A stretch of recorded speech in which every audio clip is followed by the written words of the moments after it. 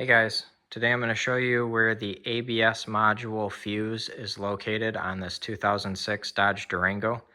If this video is helpful, can you smash that thumbs up button and leave a comment down below for the YouTube algorithm? Really helps out a lot. So this is in the fuse panel that is inside the driver's kick plate down here.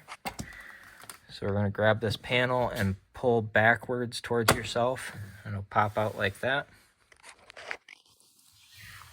We're going to look in here, and we're looking in this middle row, and we're going to go down to this fourth fuse right here, this 10 amp fuse. This 10 amp fuse is your ABS module fuse right there. So that's the fuse that you're looking for. I will have Amazon affiliate links in the description below where you can get new fuses and such on Amazon if you would like. Hopefully this video was helpful to you. If it was, smash that thumbs up button, leave a comment down below for the YouTube algorithm. Thank you for watching and have a good one.